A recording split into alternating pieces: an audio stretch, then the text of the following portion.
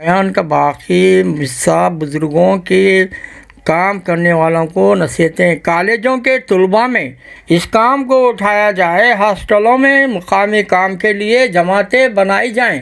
ایک گشت ہاسٹل والے اپنے ہاسٹل میں کریں اور ہفتے کا دوسرا گشت باہر کسی محلے میں یا کسی دوسرے ہاسٹل میں کریں۔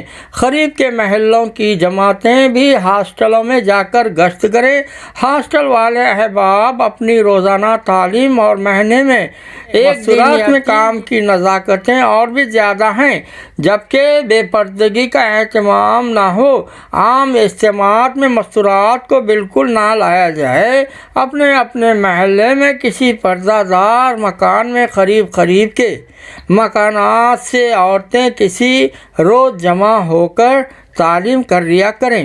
اس کی ابتدا اس طرح کرے کہ مرد جو بات اجتماعات میں دعوت تعلیم وغیرہ سے سن کر جائیں اپنے گھر والوں کو سنائیں۔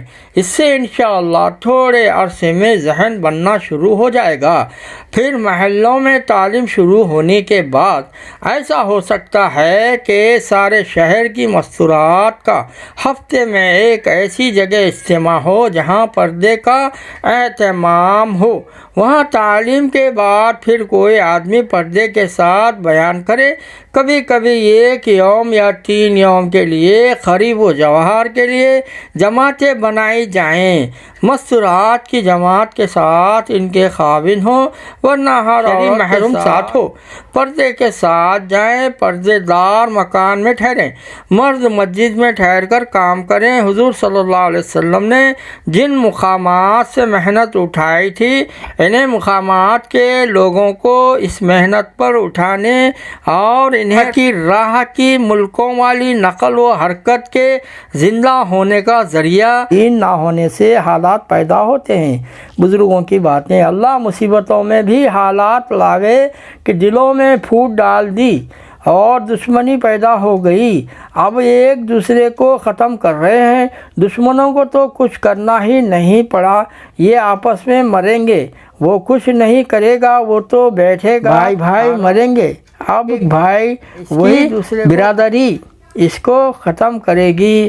ایسے حالات پیدا ہوتے ہیں، عذاب کہلاتا ہے۔ یہ پھوٹ ٹوٹ جب دین نہیں ہوتا تو اس قسم کے حالات پیدا کیے جاتے ہیں کہ دلوں کے حالات بھی خراب ہو جائیں، اسباب کے حالات بھی خراب ہو جائیں، اور جب بے دینی رہی تو آخرت کے حالات بھی خراب ہو جائیں کہ اللہ مال بھی دے اور دشمنی بھی دے۔ تو مال کہاں ضائع ہوگا؟ دشمنی میں۔ ہم ایک علاقے میں گئے تھے جماعت لے کر، بہت سال پہلے کی بات ہے، مولانا فرما رہے ہیں۔ تو مجھے یہ بتایا کہ یہاں کے لوگ باہر کے ملکوں میں کماتے والے ہیں، مگر ان میں جھگڑے چلتے ہیں آپس میں۔ مولانا یوسف صاحب رحمۃ اللہ علیہ فرماتے ہیں اللہ بڑی قدرت والے ہیں، مال بھی دے اور دشمنی بھی دے۔ اب انہیں چین ملے گا مال سے، اب چین لاؤ پیسوں سے خرید کر، اور مال و وبال بن گیا۔ ورنہ پیسے اور مال تو رحمت ہے، اللہ کی نعمت ہے، لیکن ان کے لیے وبال بنے کیونکہ یہ ایک دوسرے کا حق نہیں جانتے۔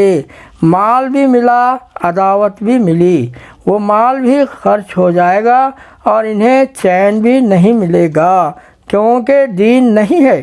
دین نے راستہ بتایا تھا احسان کا، دین نے نقصان کا راستہ نہیں بتایا۔ اللہ کے ساتھ احسان کیا۔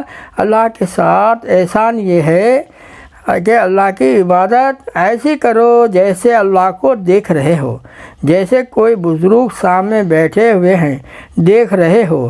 بڑے لوگوں کو تو کہا اللہ کی عبادت ایسے کرو جیسے اس کو دیکھ رہے ہو، یہ احسان کہلاتا ہے۔ اور مخلوق کے ساتھ بھی احسان کرو۔ حضور صلی اللہ علیہ وسلم نے بتایا حالات کیوں صحیح نہیں ہوتے کہ دین میں ایک راستہ بتایا ہے، یہ دوسرا راستہ لے آئے۔ تو نوح علیہ السلام کی قوم پر ہدایت آنے کے بجائے طوفان آیا، بیٹھے ہوئے ہیں 950 سال سے ہدایت کیوں نہیں آئی؟ انہوں نے راستہ ہی دوسرا لیا، یعنی قوم نے نبی کی بات کو انکار علیہ السلام کوشش کرتے رہے، محنت کرتے رہے تو ہدایت تو آئی نہیں، طوفان آیا اور بجائے ہدایت آنے کے ہلاکت آ گئی۔ ویسے ہی حالات اسباب میں ڈالے جاتے ہیں، بے دینی کے سبب سے مال بھی آوے اور دشمنی بھی آوے۔ دین تو احسان سکھاوے گا کہ احسان کرو، جب احسان کریں گے تو احسان کے جواب میں دین بتاوے گا اللہ کا یہ حق ہے، مخلوق کا یہ حق ہے۔ اللہ کا کام میں یہ احسان کہلاتا ہے، مخلوق کے معاملے میں یہ احسان کہلاتا ہے۔ اللہ سمجھ عطا فرمائے۔ سبحان اللہ۔